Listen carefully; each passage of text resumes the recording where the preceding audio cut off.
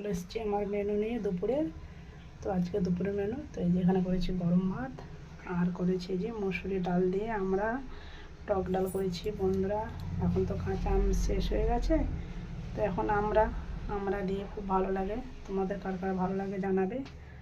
আর এখানে করেছি যে পটল দিয়ে আলু দিয়ে রুই মাছের পাতলা করে ঝোল করেছি। হ্যাঁ, তো কালকে নিরামিষ খাওয়া হয়েছে, তো আজকে একটু মাছ করলাম। আবার নিরামিষ খাওয়ার পরের দিন একটু মাছ না হলে ভালো লাগে না বন্ধুরা। তোমাদের কার কার এরকম মনে হয় জানাবে। আমার তো মনে হয় নিরামিষ খাওয়ার পরের দিন একটু মাছ হলে খুব ভালো লাগে। আর এই যেখানে ভেন্ডি সেদ্ধ করেছি, গোলমরিচ গুঁড়ো লবণ দেবো, এখন দিইনি, খুব ভালো লাগে ভেন্ডি সেদ্ধ খেতে। আর এই যে মাছ ভাজা করেছি ছেলের জন্য, এক পিস, ভাজাটা খেতে ভালোবাসে।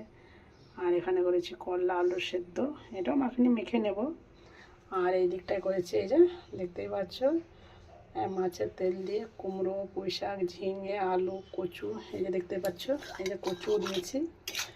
এই তরকারিটা খুব ভালো লাগে, এখন এই তরকারিটা খুব ভালো লাগে বন্ধুরা। তো ঠিক আছে, আজকে দুপুরের মেনুটা কেমন লাগলো জানাবে। আর সবাইকে শুভ দুপুর।